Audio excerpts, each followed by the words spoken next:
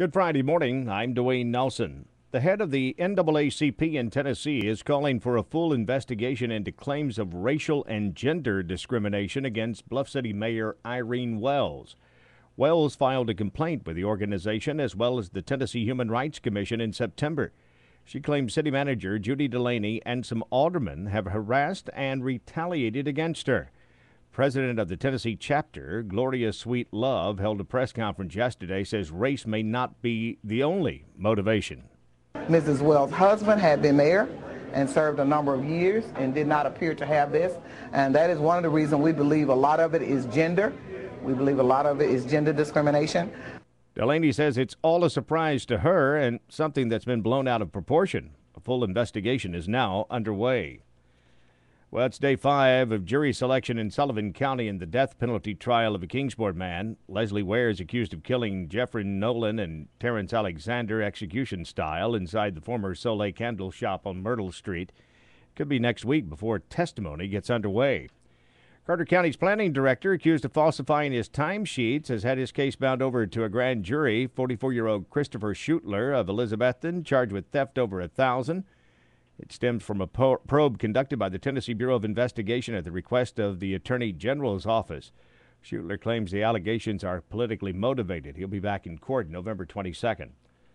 The number of alleged child abuse and neglect cases are on the rise in the Tri-Cities. This is causing more judges to request the help of court-appointed special advocates, but volunteers are spread thin. CASA of Northeast Tennessee helped 242 families in 2008. But it expects that number to increase to nearly 400 children this year. Judge Jean Stanley told 11 Connect she has requested CASA's help in her court. You have people who don't have attorneys and can't afford to pay an expert $200-300 an hour to do something. Then, like I say, we need those eyes and ears outside the courtroom. We can't do it.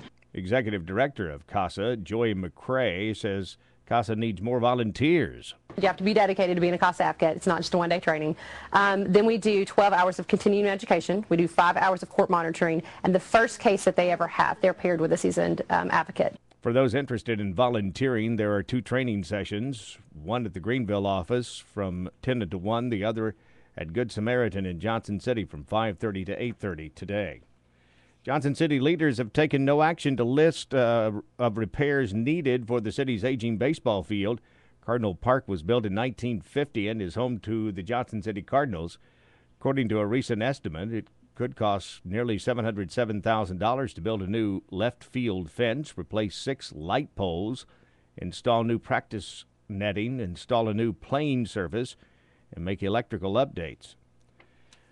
Well, 2 Hawkins County volunteer fire departments are back in business after learning their workers' compensation insurance had lapsed. The Bulls Gap and Stanley Valley fire departments had immediately halted operations this week.